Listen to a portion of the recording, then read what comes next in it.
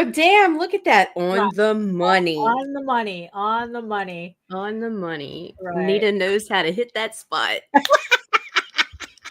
Yeah. Good morning, Daphne. Good morning, Nita.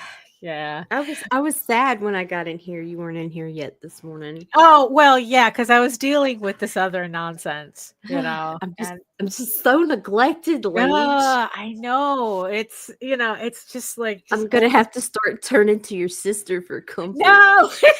Yeah. Yeah.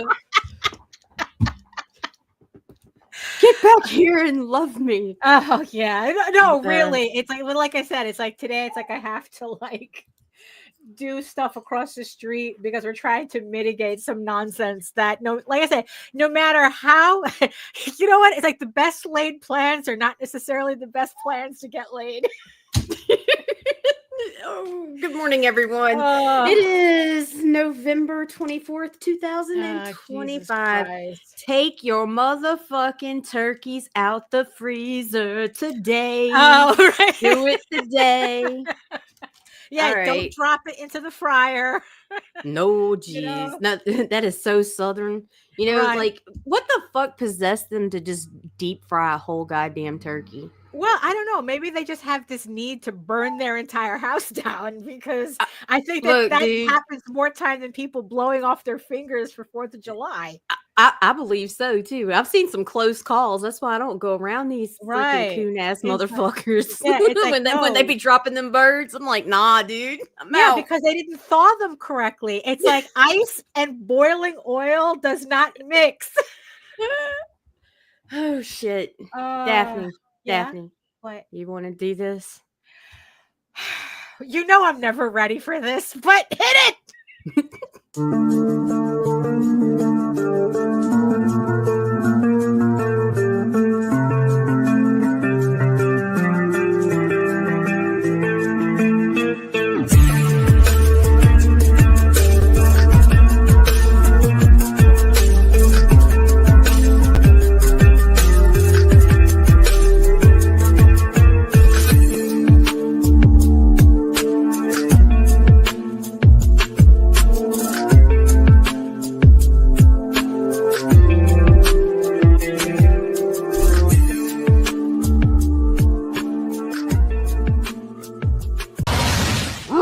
She's a ghost and a bitch!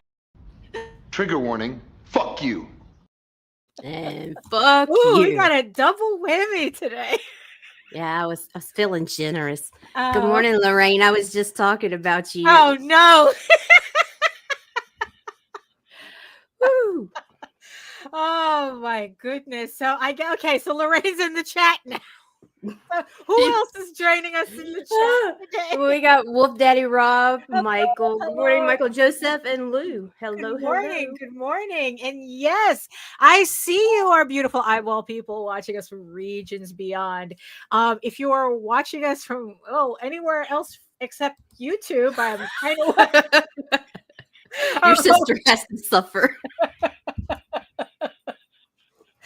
If you're watching this anywhere but YouTube, I'm kind of wondering how you do this because I'm only seeing YouTube. We're only streaming to YouTube now. But while you're here, come on over, join the sexy people in the chat, keep them company, and also make sure you like, share, subscribe, leave a comment, whether a nice emoji or just, I don't know, give us bad advice. Yeah, do it. That's right. And hit that notification bell so you get notified whenever any of our shows go live. So I guess we might as well just get this started. It's going to be a long week. So hello, everyone. My name is Daphne Lage, and I'm a cartoonist, illustrator, and comic book artist from New York. I have been self-publishing comics since 1992, and you know what that means? Fuck. You have my heart, you beautiful, greasy witcher. I am the artist for the furry fantasy adventure. Well, the furry fantasy adventure Tall Tales, and the creator of Eagle Raven, Heir of the First Unicorn, a medieval fantasy drama you can read online at egoworks.com, EGOWORKS. And you can also check out in the chat, I placed a link for issue 12 for everybody waiting for the next chapter of this series. The pre-launch for issue 12 is up right now. I'm still currently working on it, so I don't know when I'm going to launch. But by signing up for the pre-launch, you'll be the first person, the first people to get notified when the campaign goes live. It's been a morning. Yeah. Don't do stressful stuff before you're about to go on a show. This part. And of course, last but not least, you can check out all my videos on how I make my comics here on YouTube at my channel at Daphne Lage Art, and here where we talk about all sorts of things related to that with my co-host, Nita. Yay. Hi, I'm Nita. I have the Google account that runs the YouTube channel. I do things. I do a lot of things. I don't have a specific way to introduce myself. I've been creating scenarios in my head since the 90s, yo. All right, there we go. There we go. Yes, aren't we all creating scenarios? Jesus Christ. I mean, really. And like I said, it's like, and it doesn't matter like how many scenarios you try to come up with, just to kind of like thinking that you're getting ahead of a problem, and the problem gets ahead of you anyway. You can never create enough scenarios. You can never overthink people. Do not listen to your therapist. Oh, right. Yeah. There's no limit. Holy shit. But I gotta, this is just pop your Zoloft, smoke a joint, drink some coffee, and go on. We're just gonna have to take this as a very expensive learning experience. Aren't they all? Right? Aren't they all? That's all the medical advice I have for today. So what you've been up to this week, Nita? Watching the news. Why do you torture yourself like that? Because I'm a masochist and I'm not getting my just because Daphne, what am I supposed to do? Been busy, been meal prepping, getting ready. Okay. We decided to ditch the family this year because right, and whoops. And so I'm cooking for all of us, and we're doing what we want. We don't have to force the kids to eat some nasty ants fucking cat hair green bean casserole. We have fine cat hair at home. We're not even having turkey. We decided to do chickens because everybody liked chicken better. Right. Macaroni and cheese, mashed potatoes, cornbread dressing, a couple of pies. It's like, look, and some fucking Hawaiian sweet rolls because Brown and Serves just they don't taste like anything. But but it's like, look, hey, at least you have watch cartoons instead. Yes, Rob. Yes, Rob. Absolutely. I mean, yeah, that's look, in the end, it's like, we've always done Thanksgiving our own way. Like, technically for us, we don't even celebrate Thanksgiving because we only celebrate Thanksgiving if Jose's birthday falls on Thanksgiving. Well, we decided we would give them one day a year to be toxic with us so they can have Christmas Eve. And that's it. That's it.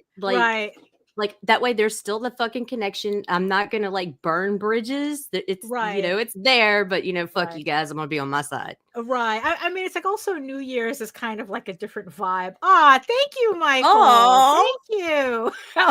Giving us money for Adderall. Oh my goodness. But yeah, like New Year's is like kind of like a completely different vibe. That's more like a party vibe than like Thanksgiving, where it's like, oh, we have to pretend we're family. Yeah, right. Like there's less pressure for that, Like I got immediate blood relatives I have to introduce the kids to. Please don't act like you care about me today. Right. Yeah, exactly. Yeah. It's like we don't hear. Yeah, it's kind of like, it's like mall today and they would not know who the fuck they were. Right. Yeah. It's like, but for me, I ain't got time for fake. of having all our relatives in other continents. So it makes it a lot easier for us. I like your mom. I'd have Thanksgiving with your moms. Yeah. I mean, it's like if the apartment wasn't like just completely upside down right now, it's like probably we would schedule one more vacation down there. Get you to see. That's what I said. Right. We're just giving them Christmas Eve. We're definitely not giving them New Year's because I don't think they're around drunks. Right. Oh, but, yeah. That's for sure. But who am I kidding? They're going to do that for Christmas too. They're just not as rowdy. There's a difference. Again, the expectation is different. Once these Southerners start popping fireworks, it's next level bullshit. Okay? Right. Exactly. That's where the fingers disappear for all the wrong reasons. Oh my goodness. But I've just been busy this week. Actually, I've been pretty busy since I got back from Florida, feeling like I need to catch up with everything. Yeah, you do. Yeah, your girlfriend's needy and neglected and just like I know. It's like I'm very bad at taking care of people. Lorraine needs a Facebook. Oh no. Just for Messenger. Yes, she does. just for Messenger. Keep it private. Oh my goodness. Yeah, but I realized like a week ago that I still had to launch a House of Bob campaign. Yeah, I saw that and it kind of took me back because I was like, oh shit. I forgot that was the thing for a minute. Yeah, exactly. Because I was on my original schedule. I had wanted to, I think, launch it. No, technically, my original schedule, I'm just looking at my calendar right now, that November was supposed to be my House of Bob month. But like I said, I had the thing going on in Florida and dealing with everything. So it kind of slipped my mind until I realized that it's like, no, I really do have to launch a campaign. At least I should get this sketchbook out for the year. Right. So I spent the last week like just putting together the campaign, and I finally got it. So it's approved. It's ready to go. I'm going to launch it. Next Monday, the 1st, December 1st. And I'm going to run it to the 22nd. Yeah, so that's the schedule. I mean, I know I'm taking a chance. It's awfully ballsy running a campaign that close to Christmas, but right. But I mean, but there's always money for porns. Always. That's honestly, as crude as that sounds, that's kind of how I felt. Like there's just certain things there's always money for. We got priorities. Priorities. Yeah, there you go.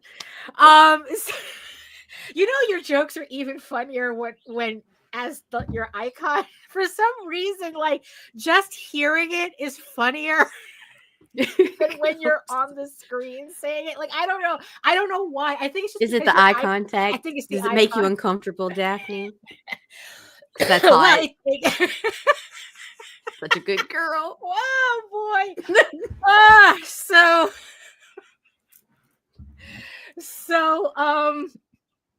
yeah, shades of red. That's my natural complexion. Thank you. So I have the complexion of a jellyfish. The legs of a corgi, complexion of a jellyfish, and always confused for an Irish person. And the gams of a fucking Brahma bull. Well, that's the New York. Daphne got some fine ass fucking gams, y'all. In case you never noticed. It's the constantly walking on concrete. I was like, Jesus Christ. What was I saying? Oh, the link. The link to House of Bob is in the chat right now. So it is. I have the pre-launch page up. Thank you to everybody who signed up already. Like I said, there's always money for porn. So it's like, so if you're interested in picking up my latest sketchbook, which I don't have the latest one printed yet. I just wanted to go over it one last time before I send it out for proofs. But on this campaign, the campaign is not only for the latest sketchbook, but it's also for all of my sketchbooks so far. So what all my previously released sketchbooks. So if you missed out on House of Bob and Mondo Bondo, that'll be on this campaign. And if you remember my previous sketchbooks, I remastered them in the new format so that you can put them all together in a nice little set. And I found a place brought to you by an overthinker for your OCD needs. Well, yeah, exactly. So it's like I don't know, like maybe after like depending on how many books, I might get I was thinking of like maybe getting a slipcase done for it, so it looks you can keep all the sketchbooks together. I don't know. I was just thinking about that because I found a printer that does that, slipcases. But so you can get all of the sketchbooks, and if you are on my newsletter list, on my mailing list, you would have gotten a hint as to what I'm thinking my next sketchbook should be. The House of Bob sketchbooks, I have a whole bunch of them already set, but I kind of realized that not everybody wants to like see spicy artwork all the time. So there are people, and they want to, and there are people who want to get like, well, what if I just wanted a clean sketchbook, right? Like I want to collect your artwork, but I don't necessarily like the clean stuff. So if you were on my newsletter, you would have seen that the next sketchbook that I'm looking to do for next year is it was based on an original portfolio that I did called Anthro Nouveau, and it's Art Nouveau inspired pinups, very pretty, and now it's like I just have to complete that sketchbook. So that's probably going to be the next sketchbook for next year. But for this year, it's just really just a re-release of all my previous sketchbooks. So you can start off your collection with everything that I've done so far. New pieces, vintage pieces, a combination of both. And and just make this kind of like a yearly series. And also the thing about this House of Bob campaign is that it is also pretty much the only time you can get commissions from me. So another thing that I'm doing for this campaign is I'm offering up several levels of commission, so you can get whatever you want, original art, but it's all original artwork. And there's 3 specific tiers that allow you to customize the work. You can get a pen and ink, you can get a full color marker piece, and then you can get a deluxe full color marker piece, but it's a larger piece, 9x12, and you can get like 2 characters on it as opposed to the other ones that you can only get 1. And the deluxe commissions are limited to 5 slots, and then the other and then the other 2 pieces, they're only limited to 10 each. So if you're looking to get a commission, you're going to need to, I guess, like be on the campaign when it opens to make sure that you get the option that you want, because they are limited. They're limited spots to how many I'm going to do. And I'm looking to get like all these pieces done within like 3 months. So if you order, you order the piece on the campaign, you'll most likely get it in March. That's the time schedule that I'm leaving myself. But if you don't mind, like not choosing, like not customizing your artwork, I came up with this option that I thought would be really fun to do. And it's kind of like a original art blind bag.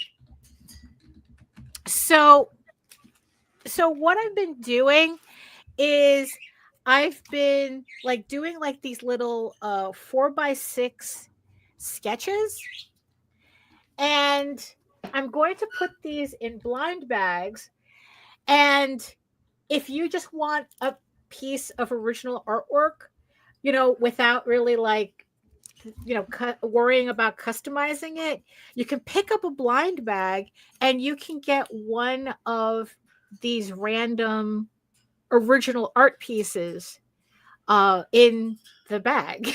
So these I'm limiting to 12. So I'm already, so I've been like sketching like crazy for the past couple of days. So here's a couple more. Here's another one. Here's another one.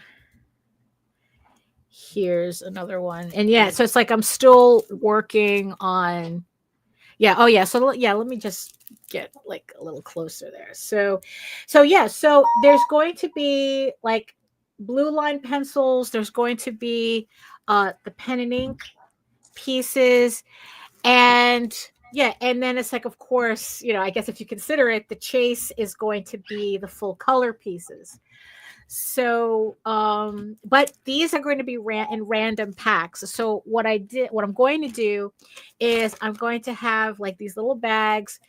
You're going to get like one of these bags with the piece in it, and then because I have to do everything, I'm not gonna like, I have all the materials lying around, so it's gonna be like sealed like this. Nice. So, which I thought was like really cute. So yeah, so there's going to be 12 of these packs on the campaign. And yeah, so I don't know. It's like, I just thought it was like a really fun thing to do, and then it's like, because of these, I'm not sure yet. It depends on how long it takes me to finish up with these. I might do another set, but trading card size. Ooh. So those would still be like a blind bag, but they're trading card, and probably they would go for like $25 if I put them on the campaign. Yeah. Just to give everybody kind of like the opportunity to get an original piece. Right. And I just, and like I said, I was just having so much fun making these that especially lately, I don't know, like for some reason, like everybody's talking about AI again, and all it did was just make me want to do more original artwork, So,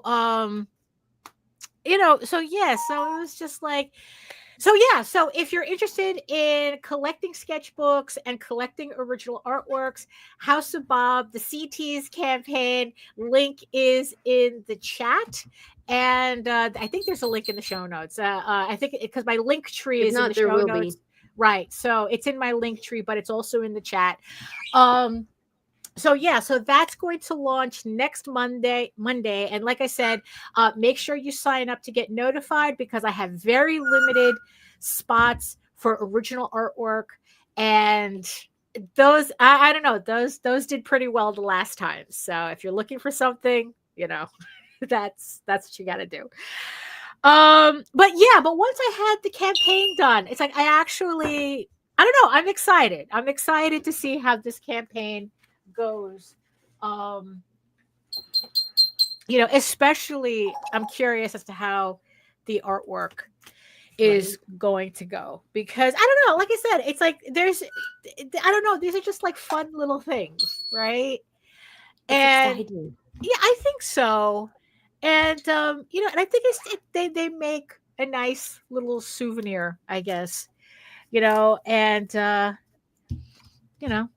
let's see how many. Maybe, like I said, maybe I'll do the trading cards. I'm not sure. So, right. So, so the other thing that was kind of like I said, this whole thing about, Gen AI, like, is just like, it's been popping off these past couple of weeks. And I don't know why, like, because they're in a panic.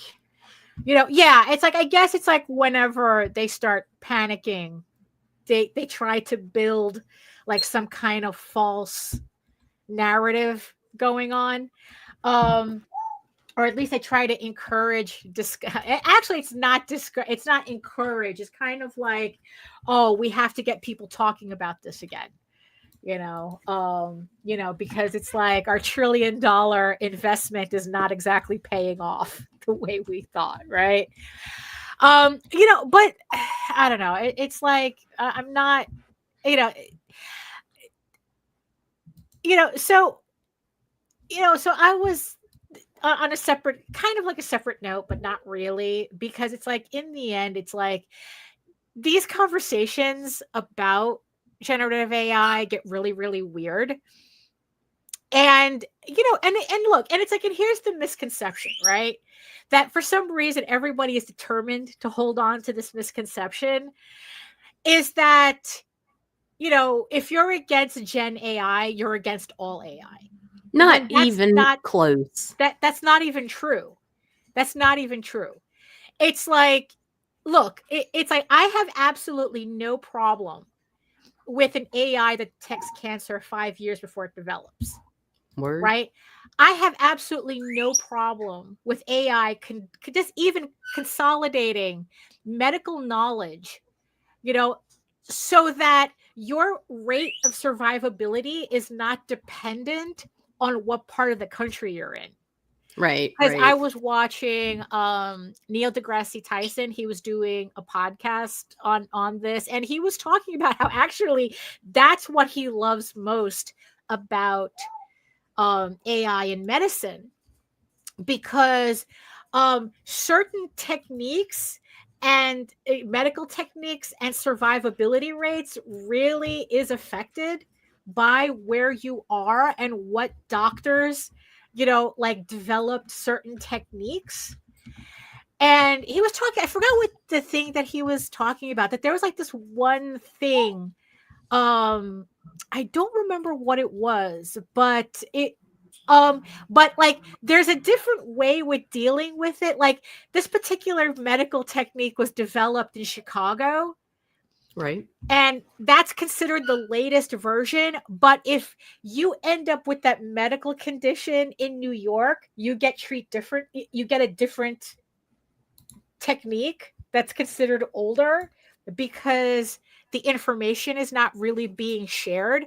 But thanks to AI, now it's creating a standard protocol for the same thing, no matter where you are. So it's like, how can I say no to that? I mean, just the fact that you can now, because look, I've always said that all AI, all this AI shit is just a glorified Google. It just took Google to completely ruin their search engine to make the AI valuable. Right. Because it's like Google ruined their search engine to be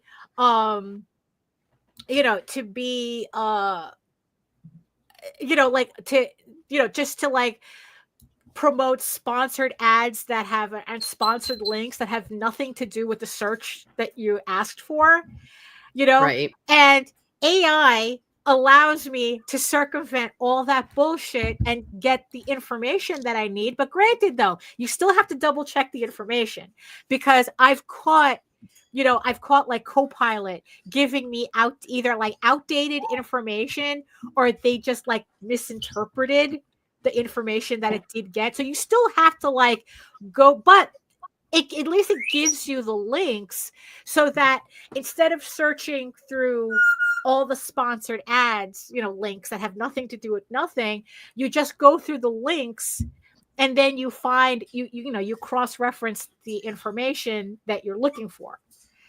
And I find that incredibly helpful. So it's not that, and it's like, look, it's like there seems to be some debate whether Grammarly is AI or not AI, but it's like, look, I appreciate the suggestions that it gives me, but just because it gives me suggestions doesn't mean that I use it. It's like, you still have free will. You can still not use the information the AI gives you, right? So if it tells me, well, the comma really goes here, it's like I go, okay, I can, okay, I can see that. That makes more sense or something. Then I'll do that. But if it's rewriting my sentences to sound weird than what I intended, I'm not going to use it. So it's not like the shit's writing stuff for me, So I have no problem with that, right? But but it's just really amazing that when it comes down to artwork, though, it's like all of a sudden, like the conversation gets really, really weird, and it's like, but think about how it's going to be in 10 years. It's like, why the fuck do I care about how it's going to be in 10 years? I care. It's not doing what you say it's doing now. Right. And then it's like, oh, well, look at, well, what if this artist used it or this artist used it? And it's like, and what if the moon was made out of pudding? I don't understand, like, why these questions matter, especially when at the same time you're telling me that artists should have no say in this. Right. So why are you so desperate for our approval? Right? Yeah. So it's like, because it's all that childhood post-traumatic stress disorder built up, those mommy issues. So so it's like, please validate me, Daphne. You're validated, Mita. You can park. No, that's them, dude. I don't need validation. I don't need. You don't validation. need parking. You don't need free parking. Nah. And it's like, and it's like, and it's like, and we see sometimes, when it pops up online, it's like, oh, look at how cool this piece is, or look at how, and it's like, why? What, it's like, it completely does not interest me. That's like telling me to be impressed by the guys at conventions who run other people's artwork through a watercolor filter and then, and try to pretend that you're a watercolor artist. I mean, what is this? It's like, you didn't do anything. Get out of here with your nonsense. I mean, I don't understand how people are annoyed at those people at conventions, but then ooh and ah, some algorithm bullshit online. Like, I don't understand the disconnect. It's like, you guys understand that a guy just running screen grabs through a watercolor filter is a bullshit. It's bullshit. He didn't do anything, right? But all of a sudden, if AI is involved, it's like, oh, look at how great that looks. It's like, what are you looking at? It's like you. It's them discombobulated fingers and eyes that do it. Yes. And it's like, and then it's like, they show me this stuff, and then they get mad that I'm not impressed. And it's like, why would I be impressed by this? Nothing happened. It's not showing me anything. Man, Jean. Yeah. Jean, okay. Well, anyway, she had posted some artwork or whatever. She had a follower who it was using AI and then tagging her in it. Like, why the fuck are you tagging me in this trash, man? Right. Yeah, exactly. It's like, it's like, I don't understand why you did this and what your intention. I swear to God, honestly, I think that's kind of like the equivalent of sending a dick pic. Ugh. That they're doing it because they know it will upset you. And some people really do. Like, they it's like any attention is good attention. They need that attention. Mommy doesn't pay attention to me, so I'll just break her favorite thing, and then she'll pay attention to me. Type of thing. Yeah, I really do think that's what that is. Toddlers. Yeah, it's toddlers. Because, because it's like, okay, you're showing me this AI bullshit. Why should I care? Nobody did this. There's nothing for me to learn from this. Oh, it's pretty. There's plenty of things that are real that are pretty. I don't need to look like it doesn't mean anything to me. So why are people getting uptight that I'm not oohing and eyeing it? Because it's this whole mentality of like everybody wanting to be everybody's fucking friend. I mean, that's at the end of the day, they need approval because they can't validate themselves. Like, I'm dead ass. You know, and it's mommy issue. well, you know what it is, because it's like, you know, because I was kind of like trying to figure out that it's like, you know, in the end, it's like, you know, am I really that uptight about AI, or am I just uptight about how weird people are getting because of it? Right? Because it's like, because here's the funny thing, right? Because it's like, you know, this technology came out with these guys specifically saying, oh, this is to replace all artists. We don't need artists anymore. Yeah, exactly. You know, the splatter artists, we know these guys at the conventions, right? You know, and it's like, yeah, so they came out and they immediately, it's like, oh, this is to replace artists. We don't need artists anymore, right? Right. You know, and I was positing the argument that if they had collaborated with artists from the beginning, they wouldn't be having this problem with the technology now. Like, if from the very beginning they included artists in the process and sold it to us first as, you know, as adapters, as an actual tool for us to use. Well, no, because the whole point was to eliminate you. Right. You wouldn't be seeing the nonsense that you're seeing now. Right. That's one less thing I have to pay for. Right. You know, but because they went out of their way to say, oh, we don't need artists. We're eliminating artists with this technology, even though they built the shit on our backs. Right. You know, now it's, you know, and so now they're getting a lot of this pushback, and there is pushback. I keep getting told there's no pushback. Absolutely, there's pushback. Because this shit isn't as mainstream as you want to pretend that it is. Just because a couple of dorks online are using an app doesn't mean it's mainstream. You know? Again, it's like, you know, it's not mainstream with artists, that for sure. But it's like, but in the end, it's like, you know, is the argument really about AI, or is it about people being weird about it?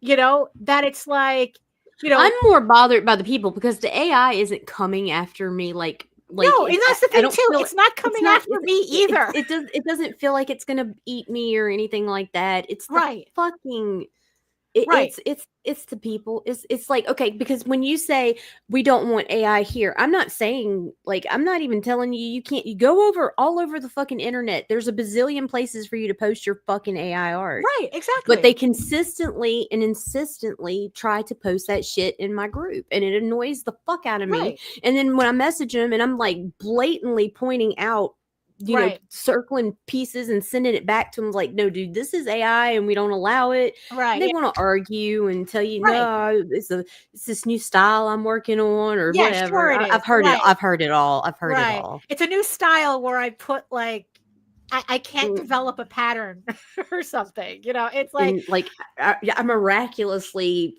mastered this style that I just started. Right. Yeah. You know, yeah, that's the thing, right? That it's like, you say in your groups, no AI art, but they desperately want to put AI art in there, right? It's kind of like there were some groups that I was on that was like travel photos, right? And as people go on vacation, they take photos and, you know, and they post it to the group. But what happens, I had to leave them because all of a sudden they got it inundated with people posting AI versions of the photos. And it's like, what's even the point of this? One, what's even the point of this? And two, don't you assholes have your own groups? Right? You don't have to bother the rest of us. They do. You want to use the shit. Look, we're all grown ass adults. Everett Hartso has a place for you. Right. Yeah, exactly. It's like, you don't need to bother the rest of us, right? Right. But God damn, are they desperate to bother the rest of us, right? Because they want us to tell them their dicks are pretty, and they're not. Because all dicks are gross. Even the ones I like are gross. You know, but and I think that's what it is, right? Because it kind of reminds me of this. You know, we've done enough interviews and we've watched enough podcasts, right? When we talk about the problems in indie comics, right? And a lot of, you see, because of their mommy Yeah, issues. Thank you. legitimate This is acceptance. we're watching You know, childhood post-traumatic stress disorder unfold before our eyes. They want legitimate acceptance from the people they want to eliminate. You know, which is very, very strange. You know, that it's like, on one hand, they'll say that it's like, oh, we don't need you anymore. I don't have to pay artists anymore, but you like this, right? It's like, you know, it's like, you'll validate me, right? And it's like, what the fuck is wrong with you? They want that approval. Mommy loves you, baby. It's like, you know, look, if you want to use it. Or maybe they want to be spanked because they want you to tell them they're bad. Well, you know what? It's like, maybe, you know, maybe this is just a lot stranger than I thought, because it's like, look, if you don't need artists, right, then why the fuck are you so uptight about artists noticing you, senpai?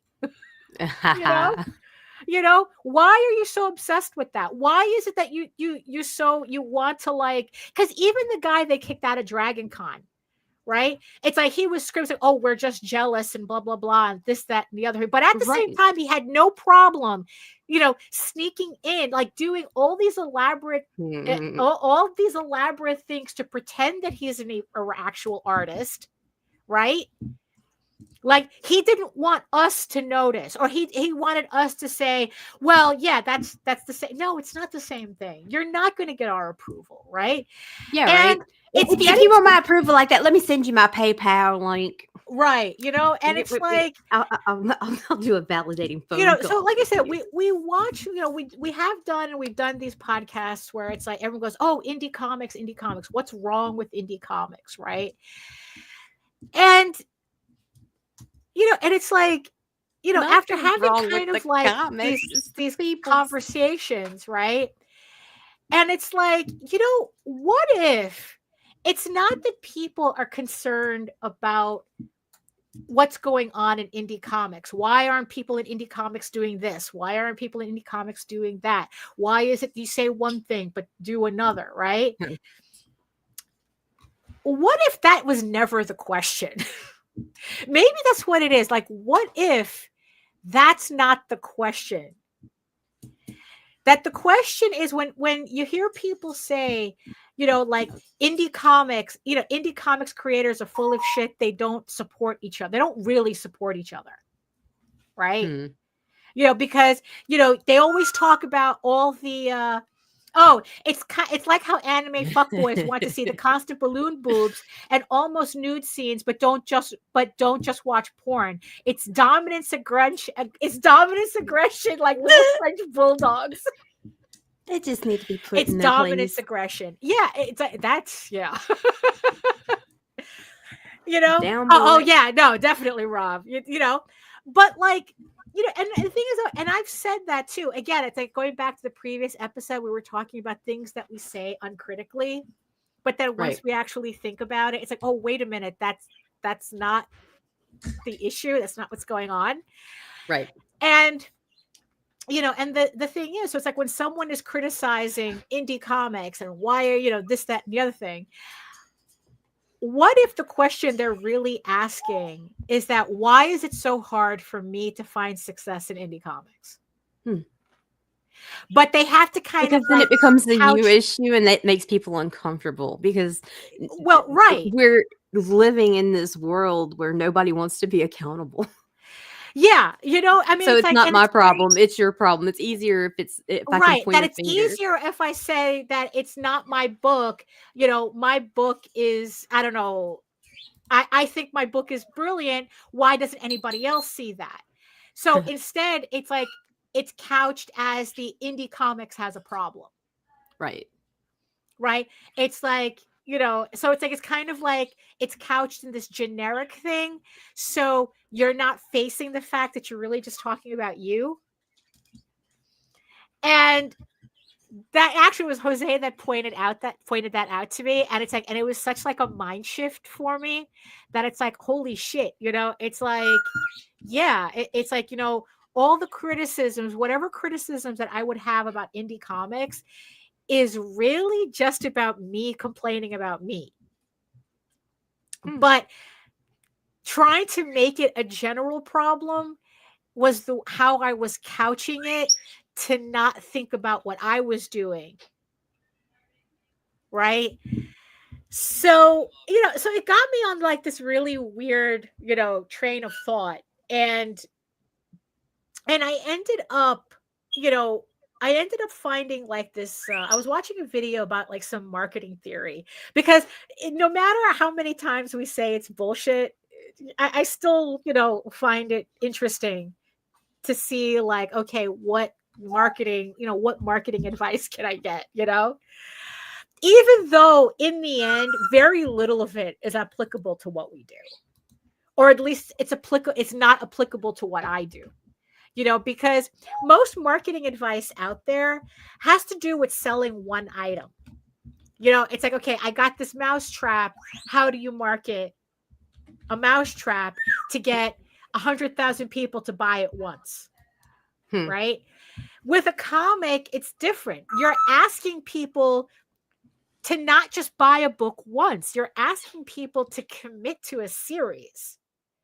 I'm not asking people to buy the first issue of Eagle Raven. I'm asking them to buy 16 issues of Eagle Raven. So the marketing is very different than if I'm just selling a tchotchke, right? It's like, it's like I'm selling this. It's a lot easier to sell one of this. Hello, Nicholas. 100,000 times than because, oh, by the way, just to show you, the market for this is dead. Daphne, I'm disappearing for a second. I cannot hold my peas any longer. Oh, okay, there you go. And just a side note, the market for this shit is dead. If you've been looking to get one, just go to the PopMart site. It's right there. You don't have to do anything stupid to get it. You can just buy it like a normal person. Right? But you see, that's kind of like the thing though, right? Is that they sold millions of these stupid little things, but after between when I got, but it took me 3 months to see it die out. I thought it would at least last until Christmas. So now it's like, so what's funny is that PopMart's, their own company, has already moved on to the next hot figure that they have. Because so like I said, so when you're selling a tchotchke, it's easier to sell with the marketing advice that's out. I heard hot figure. Yeah, the hot figure. Yeah, now it's something called Skull Panda, that or something that's now is like, that's the one that they're pushing. So so what this video that I was watching was talking about, yes, the Labubu creator became a billionaire. Yes, so he's fine. He's fine. Yes, so at least in this case, the actual artist got paid. We don't have to worry about him. So there was this video that posited that the issue, that the problem that artists make when they're selling their work is that they make it about them instead of the person buying it. And that unless you're a big enough artist, like you're very popular, you have 1 million subs on YouTube or whatever, right?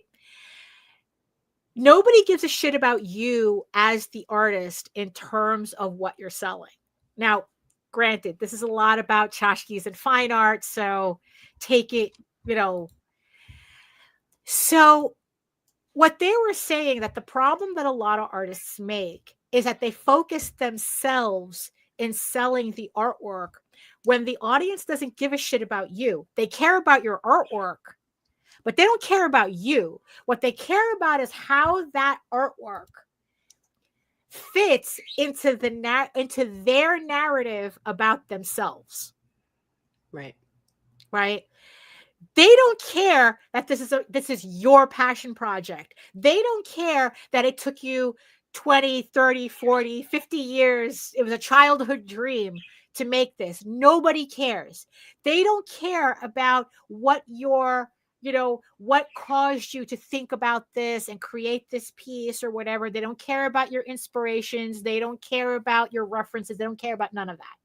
All they care about, how does this thing make me feel? And can I incorporate this thing into my lifestyle? And this woman, again, she was talking about tchotchkes. She was talking about people aren't buying a mug. They're buying a morning ritual that your art enhances. Huh. That's right? cool. So that's what she was saying, right? That you're not buying a t-shirt. That they're not buying it. The audience member is not buying a t-shirt with your artwork on it. They are buying what they are projecting is a piece of their personality onto clothing. Right. You're just in the way. Yeet. And stop blocking your own cock. And it was just like, holy shit. Like, I kind of remember us like talking about this a while ago, but it just seemed like such a very strange concept. Like, how do you sell your work without selling you? Like, how do you talk about your work without talking about yourself? Right. Lou says, I have mugs for moods. Yeah. And that became like a challenge in and of itself, right? So I decided to rewrite something on my website that had been bothering me, not my website, my campaign, my next Ego Raven campaign, that had been bothering me for a while because I was following direct advice from another marketing person who suggested something like this, right? Saying that's like, oh, I'm so excited to bring Ego Raven for you after decades of watching things like Lord of the Rings and The Last Unicorn. It's like, my God. Right. And it was just like, that sounds like this Tyler. Sorry. Which one? It's like, it's but it always bothered me, right? Because it was very like, it was a little too I-centric, like I, right? But I didn't know how to fix it, or at least change it in a way where it didn't seem strange, So after watching this video, right, it's like, okay, the problem is that I don't have examples of anything like this. Like, what are we talking about, right? And then again, well, what about the same thing, but you change the pronouns to we? We grew up and bring them. No, because the examples that I eventually found, actually, I demanded Gemini bring to me. The examples that I found actually. Right. No one likes a pick me. Right. Exactly. That's probably what it felt like. Why it felt kind of ooky, because it's like, oh, that's what it felt like. Oh, pick me. I'll be your good girl. Oh, okay. Sit down. You don't know how long I've waited to hear you say that. So, so the examples that it showed me, well, yeah, maybe it is a change of the pronouns, but not not we, you. Even better. You. Okay. It's all about you. So see, I was on the right path. I'm not. Yeah. So it's like there is no we. You see, but that's the thing, though. Right. There is no we. There is no Even we. Even though it's you. I'm making the work, there is no we. I do not. But I don't like that. I would prefer a we. Because so the thing that I ended up changing, now it says something to the effect of, do you enjoy, the sweeping adventure of the Lord of the Rings? The magical coming of age of the Last Unicorn. It's like, that type of thing. So it's like, it's focusing all your attention on the person in front of you. Who's going to buy your thing. And what you're doing is that you're removing yourself so that they can project themselves into the space. Oh, so we just have to like deal with, like, pretend like they're narcissists. something like that. Or it's the Hello Kittification of marketing text. I mean, I guess that of marketing copy. That's okay, kind of like what it is. You're doing, you have Hello Kitty where everybody just projects their nonsense onto this doll, right? Right. And that's what makes Hello Kitty a global phenomenon. Because anybody can just project. I mean, we know who the artist is, but it's a none of the, it's the reason why something like, even with characters like Moomin or Miffy and Moomins and all these other things, where it's like they kind of like they have these amorphous shapes. We know who made them, but what makes them popular is kind of like their amorphism, that's like you can project yourself. It's not the character, it's what you project onto it. So so the only difference, right? So the thing that she had said that kind of like that, I don't remember if this was from an essay or something, where they were talking about this only, like, it seems like when you're an artist in this space, you only have two options. If you're a nobody, you cannot talk about yourself. But if you're a somebody, you can talk about yourself all you want, because then your artwork becomes a parasocial accessory. Yeah. It's kind of like, like if Mr. Beast decided to put out a comic book, he would have a bestseller. Oh, well, for sure. Right? Because it's not that his fans all of a sudden cared about comic books. Is that comic book represents their parasocial relationship with Mr. Beast. That's why he's able to sell whatever bullshit he comes up with. Right? Like, knock off Lunchables, Feastables, chocolate bars. I know all about it. It's like no matter what he puts out, it doesn't matter. That part doesn't matter. Right? Thank you, Nick. Like Air July. Right. That it's like you're buying into a parasocial relationship, and the object, the art, the comic, the tchotchke, that's just a symbol of that parasocial relationship. Senpai noticed me because I bought his thing. But if you're a nobody, you don't have that parasocial relationship to feed off of. So, which is what's funny, that was the thing that people said that Audra Winter had gotten wrong. That what she was trying to do was create that parasocial relationship, so that the book was just an accessory to knowing about her, not something you were actually supposed to read and criticize and actually give a critique on. The book was just an accessory. And that's what threw her off. The reaction. What do you mean you read it? You weren't supposed to read it. You were just supposed to have it as a symbol of you seeing me on TikTok. Something very strange like that, right? So I don't know. I was still trying to like function around this thing, this idea of like really, it's like, will people react better to me not being a part of the book that I made? Like, I'm still having a hard time.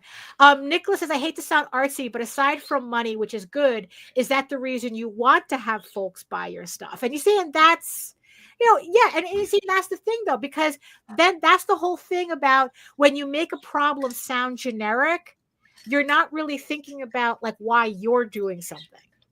Right. Because then it kind of like boiled down to, it's like, it's like what we were talking about the last time. Well, if the average person doesn't give a shit about AI, but is that the person you want to sell to?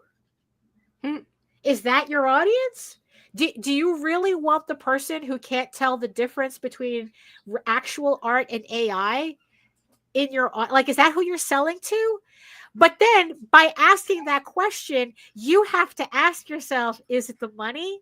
Do you just want the money that bad? You don't give a shit who buys your stuff? Then why are you putting effort into making this? Right.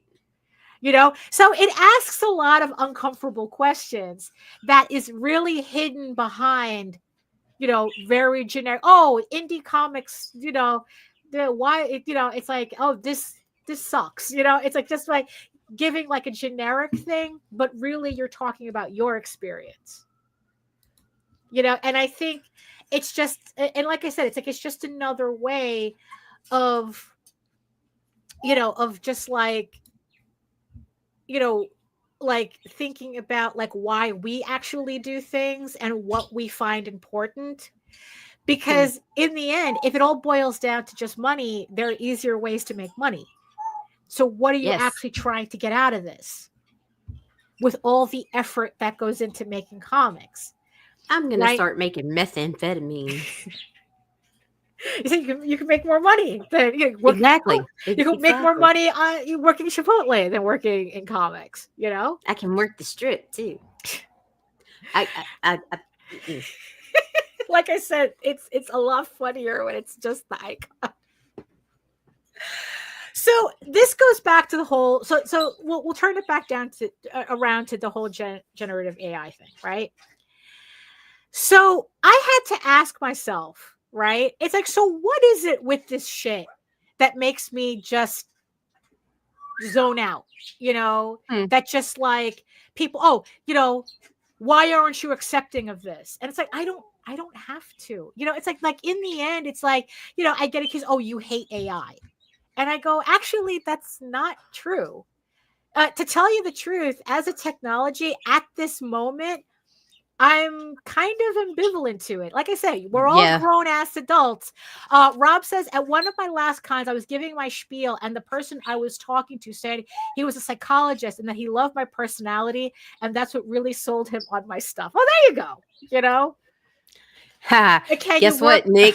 Oh, I can. I am 4'8". Okay, I jump on countertops. I freaking I swing. I have to. It's what I've done my whole life, just to function. It's a disability, really. I swear. It's so difficult being a short stack. 9, 4'9".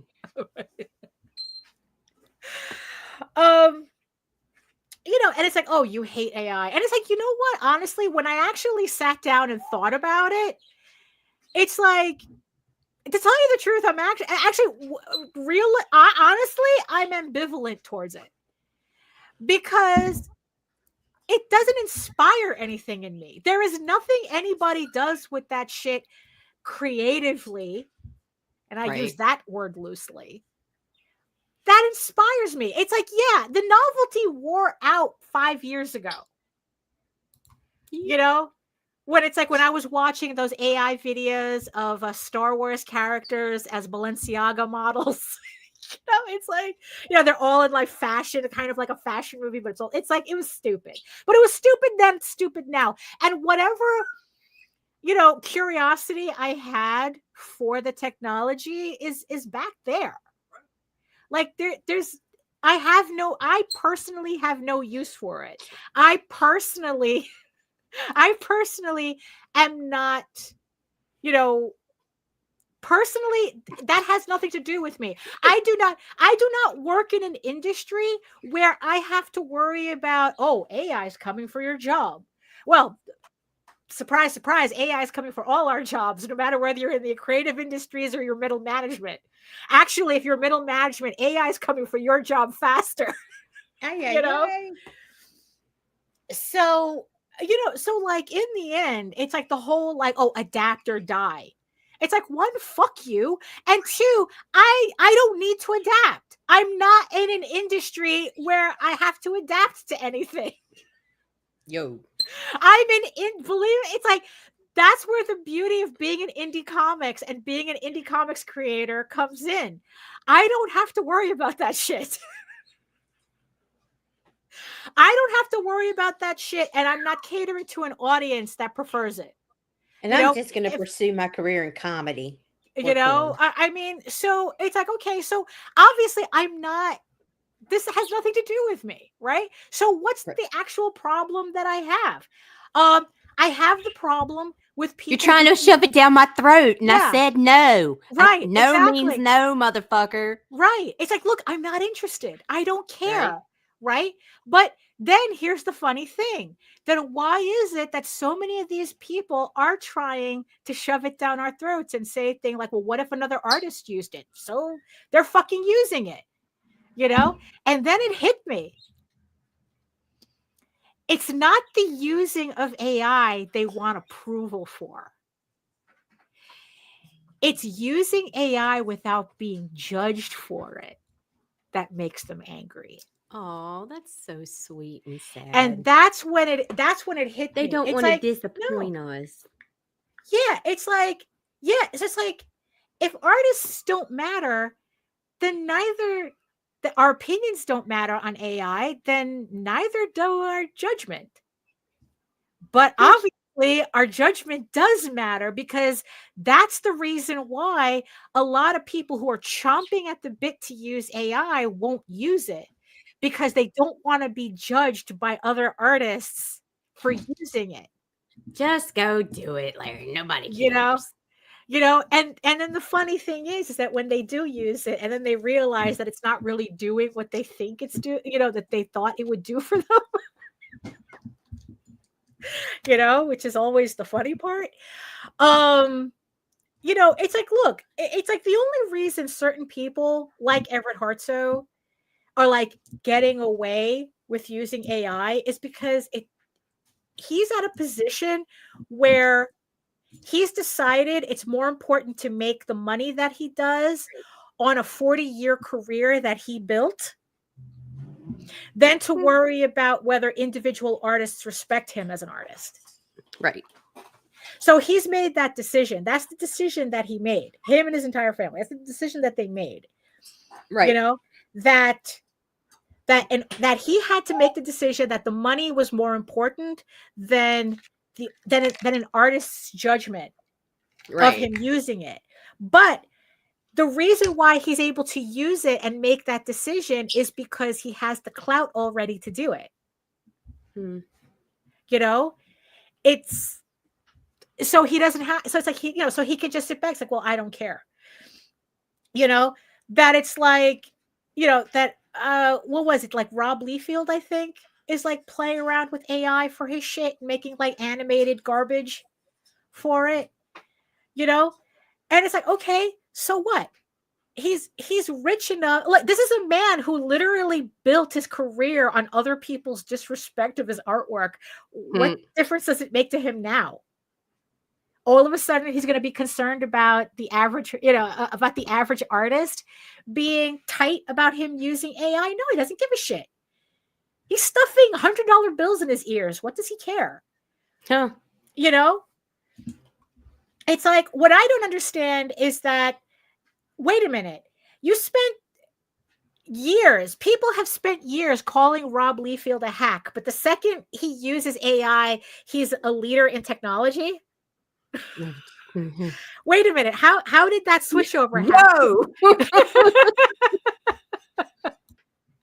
Both Rob Liefeld and AI suck at hands and feet. Right. Maybe they can cancel each other out, right? And all of your weaknesses and none of your strengths. You know? So it's like, that's the thing that I don't understand. It's like, wait, where did the switchover happen? And in the end, what different? I don't give a shit if Rob Liefeld uses AI.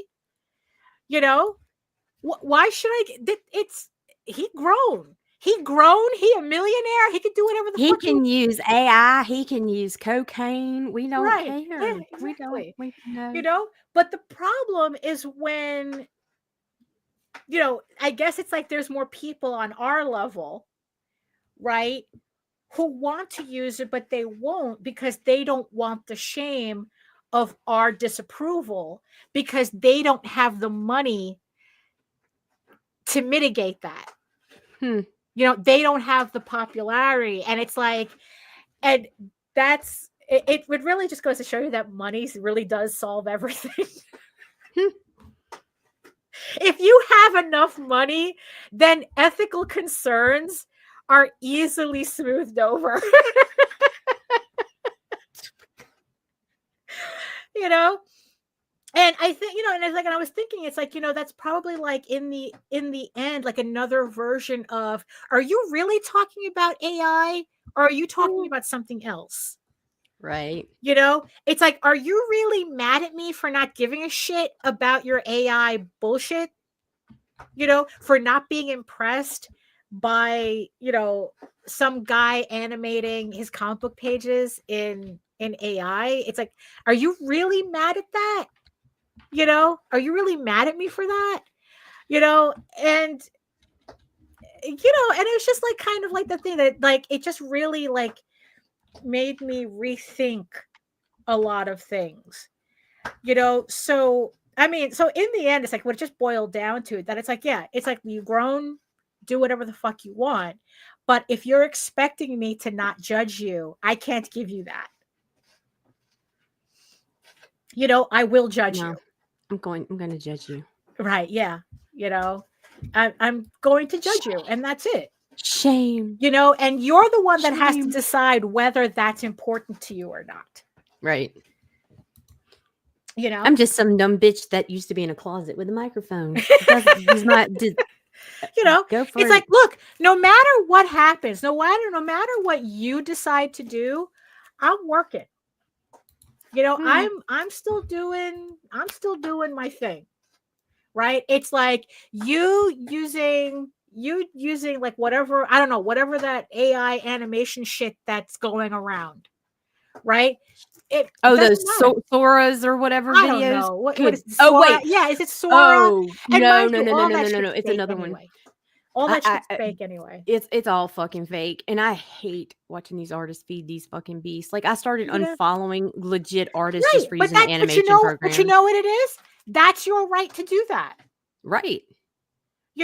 That's your right to do that. If they are committed to use it, that's them. That's on them. They could do whatever the fuck you want. Like I said, you're grown, you're an adult. Right. Right. But if you're going to be mad at me for not wanting to be a part of that, that's a you problem. Yeet. Like I said, in the grand scheme of things, this does not affect me. This does not affect me personally. I'm still able to draw out my artwork the way I do it. I'm teaching myself hand-drawn animation. I showed it, I showed the animation that me and Mike Jimmy had worked on a while ago. Still have to finish it. Eventually I'll finish it. But there's also some smaller animations I want to try out too. Kind of like some 8-frame, simple, like start off with some simple 8-frame stuff, just to see if I can make like an animated GIF or something. I don't know. But it's like, okay, I mean, my whole thing is that I like to learn things. That's where, it's like, look, I have the watercolor filter on Photoshop too. I can easily run my shit through a watercolor filter and go, oh, look at my watercolors. The bullshit it is. And then it's like going up to a watercolor artist going, oh, look at my watercolors. It's a filter. Mm-hmm. Why the fuck would they care? Why would I care? Why would anybody care that you use a filter? But every time they try to show this shit, that's what they're asking me to be impressed by. You ran it through a filter. Yeah. No, thank you. There is nothing in that you did. You can't even fix the mistakes the animation is making, the AI is making in the animation. You can't even fix it. So it's like, so it's like, yeah, so that whole conversation, that one thing that Jose has said that made me like really rethink how I think about this. And it's like, and in the end, it's like, I really do hope that this is kind of like the last time I talk about it, because it's like, it's like MS GIF Maker. Yeah. Photoshop has a GIF Maker in it too. It's like, yeah, Lou is using Procreate. I was watching her on Sam's show on Saturday where she was showing And some of that's the a animation. that's a process.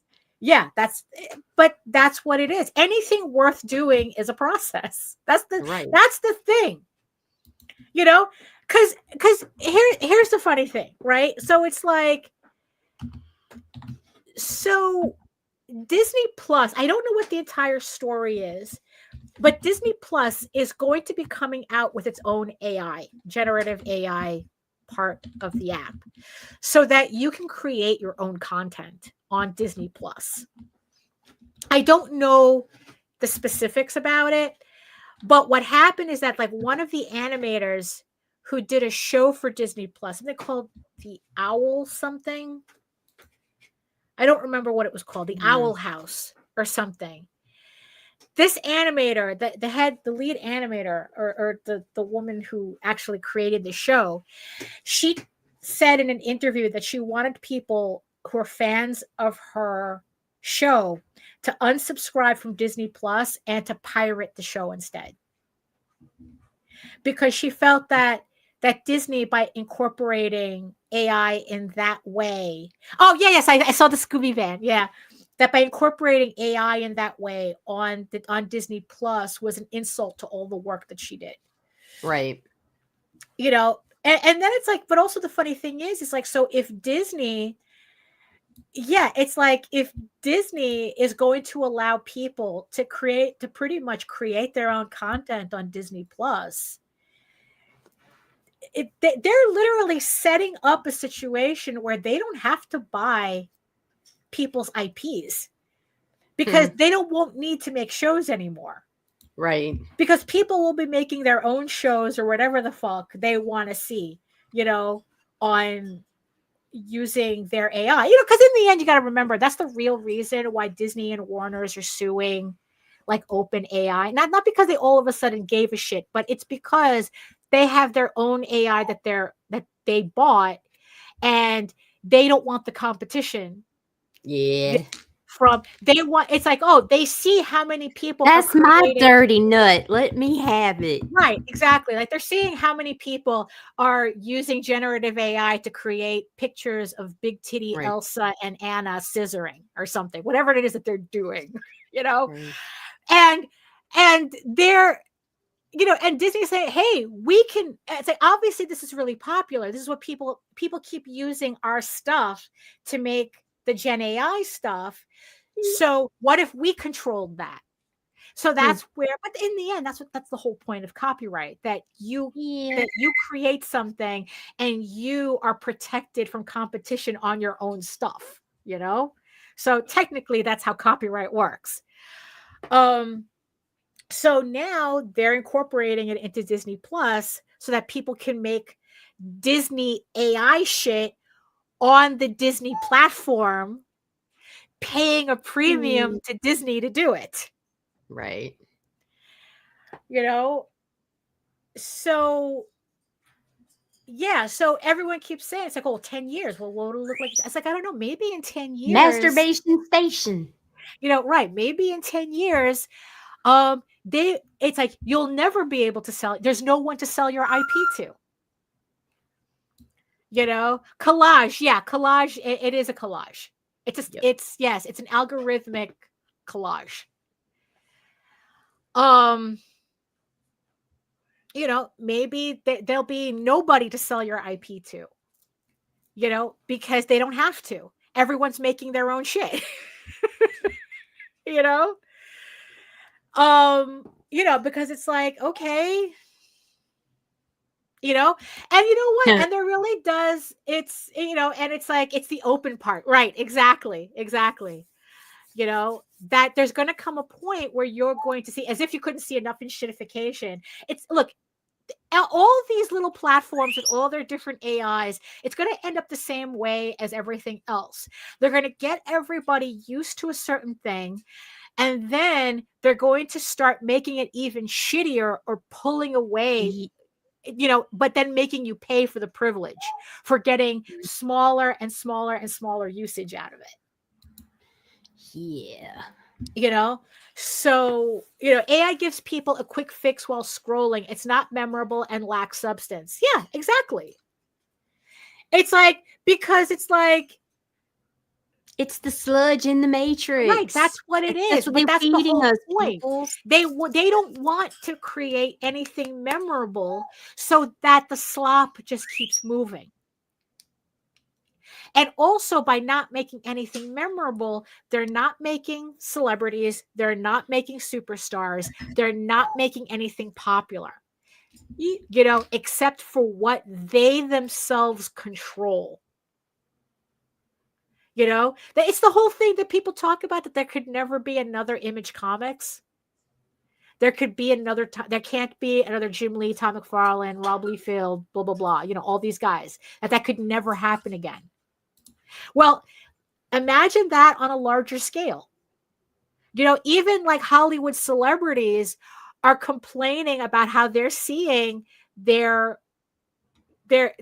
prices, the money that they're getting paid fall, because now celebrities doesn't mean anything. And that's what the studios want. They don't want celebrities anymore. They don't want anything to stand out, because anything that stands out outside of their control, they don't want that to happen. So as long as they can keep people kind of like tied into a self-contained sludge factory, like say Disney Plus, yeah, you know. But you know, so it's like, yeah, so when they say, it's like, oh, this is inevitable, and it's like, okay, but I don't have to have anything to do with it. You know, I don't have to, you know, I don't have to do anything. You know, it's like, I kind of hate to put it this way. Let's say the question is, will there be enough masses to pay for soulless garbage, or will there not be enough people who lack? I don't think there will be, and that's why they're panicking now. They're already in a panic. You've got them fucking dipping out of stock. Yeah. You've got the force fed everywhere you fucking look. Right. Yeah. Push. Because and I'm talking low quality for even AI. Right. And you know, it's every fucking where because of the panic. So yeah, I don't think there's going to be. Right. That's why they have to force it on everybody. Yeah, because if it was, because I don't remember a technology that actually was beneficial to people that they had to force on everyone. Right. You know, and like I said, though, nobody is complaining that AI doesn't have a place in medicine. Nobody is complaining about that. You know, so people understand. I think overall people do understand that there's a place for everything, but there's not everything. You know, not everything is for every place. You know, and I think that's, you know. But yeah, so that's kind of like really the topic, the thing that I was thinking about, that it's like, you know, when we complain about things, are we really complaining about the thing, or are we complaining about our feelings about it? And once we take our feelings out of it, what's really going on? You know? Because like I said, it's like, you know, if you're going to show me AI slop and I'm completely ambivalent to it, I mean, because I still don't understand what I'm supposed to be impressed by. You know, I'm impressed by Lou animating a van, you know, in Procreate Dreams. I'm not impressed by Rob Liefeld dumping his shit into an AI to make an animated page. Last I checked, we were in comics, not movies. Well, it's the next Netflix deal. You know, so it's like, okay, you made an animated thing for an ad, but you're not selling a movie.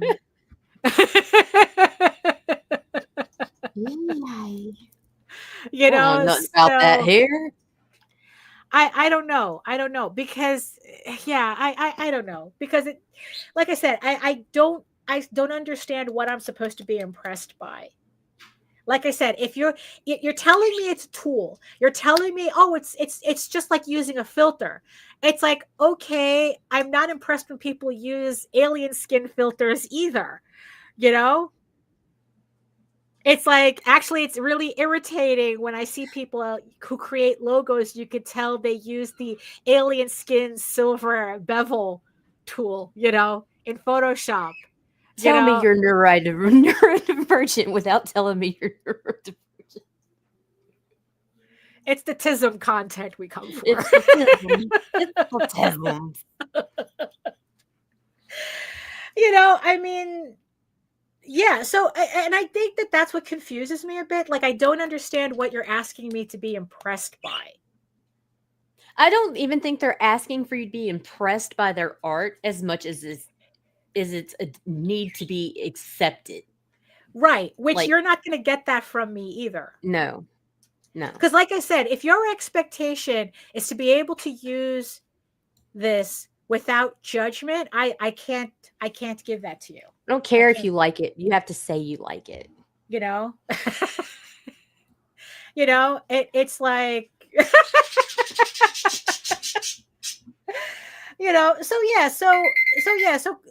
so people who say so always think about the question that's being asked.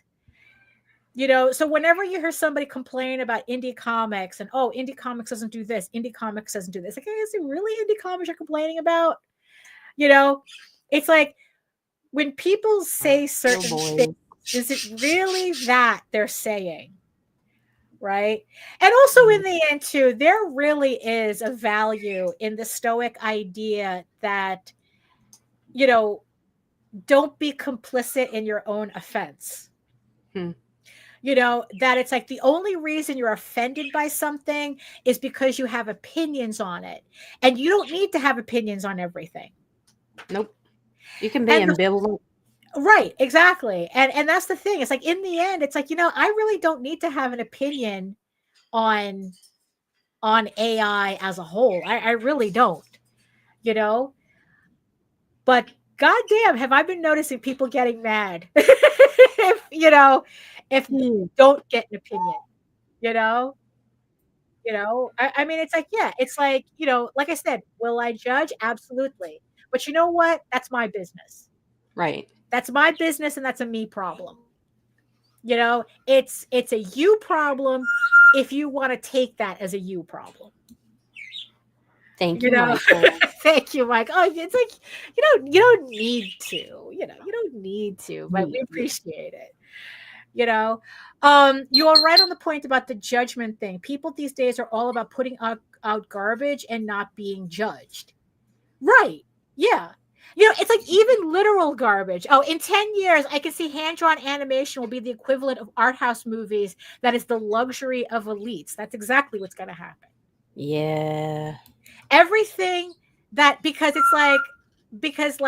rich people do not use technology the same way we do. The same way the poors do, the common people. And if it's one thing rich people always want to do is differentiate themselves from the masses, right? It doesn't matter that you can get a Birkin dupe at Walmart. It's not a Birkin. Period. It's a barkin. Right. Yeah. It's like that. Yeah. It's like, okay, great. You bought a Birkin bag dupe at Walmart. Enjoy your plastic bag. Yeah, right. They don't give a shit. They're going to go to Hermes and buy that $12,000 Birkin bag themselves. Well, because it's not you, because you're not doing that. So it's going to be the same thing with all this technology, that it's like the more AI becomes part of the common person, part of the masses, the more AI is going to be disconnected from the elite. Yes. It's going to get to the point where you could be. What happened? Oh, she disappeared. Either. Oh, no. They got her. They got Nita. Oh, it froze. I don't know what the hell happened. So what was it? You get to be their pet artist. Right. So, it's kind of funny how everything goes back to patrons. Right. We're all going to end up working for the Catholic Church again. I swear. That's going to happen in 10 years. Every artist is going to be working for the Catholic Church. I'm triggered. We're going to go back to that again. You know, who's going to be the next Medici family?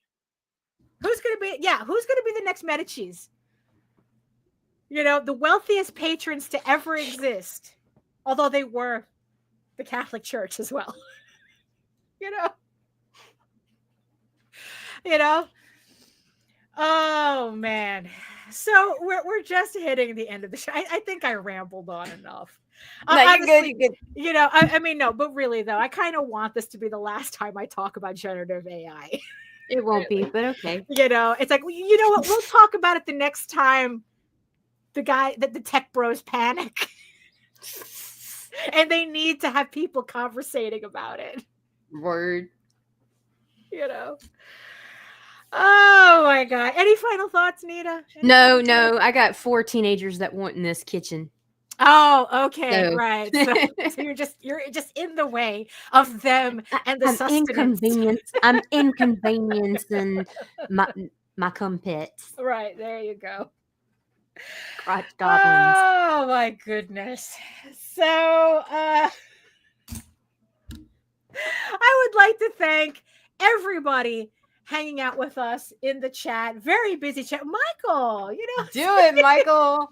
Go make some comments. But we, like I said, we appreciate it. Nita has a Streamyard bill to pay. Yeah, exactly. And you know what? I've decided that if it doesn't pay for itself this year, I'm breaking up bad. Okay. I mean, yeah, you know, because it's like I have my own Streamyard account, you know. So, you know, yeah, because like I said, the deal was too good for me to not, you know, to not renew.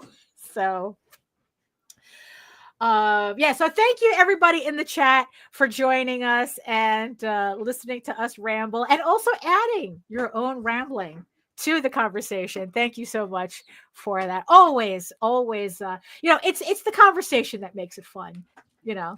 And yes, and thank you so much to beautiful eyeball people watching us, listening to us in the background of whatever it is that you're doing. And I hope you guys have a better rest of the day than I'm going to have after I get off this show, because I got some nonsense to take care of. So thank you so much. And if you want to learn more about me and my artwork and my campaigns and everything else, you know, House of Bob, Ego Raven, links in the chat. You can head on over to my main portfolio site at egoworks.com, EGOWORKS, where you can read Ego Raven, Heir of the First Unicorn for free. But if you prefer your fantasy to be more of a furry Lord of the Rings adventure, you can follow the link over to Tall Tales. That's TAILS online.com. And you can read, I don't know, I think like over like 1,000 pages worth of hand-drawn furry adventure goodness in the archive. So yeah, there's plenty of stuff to read there. And while you're at my website, don't forget to sign up for my newsletter, where you can keep up to date with all of my new art, my sketchbooks, my comics, my Kickstarters, everything. And while you're there, you can get a free PDFs comic bundle just for joining. So scan the QR code, get on the mailing list, so you get to see all my new artwork, and you get to try Ego Raven for free, you get to try Tall Tales for free, and you get to try the Oswald Chronicles for free. Again, all artisanal, hand-drawn goodness for your pleasure. Oh my goodness. So thank you so much again. Thank you for joining us. And in the words of the ancients, eat your food, moisturize, mind your business, and do the work. Because when you actually do the work, you never have to fake any of your accomplishments. Thank you so much. I mean, it's like, you know, it's funny. I keep thinking I should change it, but every time I say it, it just becomes more and more relevant. Thank you so much again, and we'll see you next time. Bye-bye. Fuck you, fuck you, fuck you. You're cool. And fuck you, I'm out.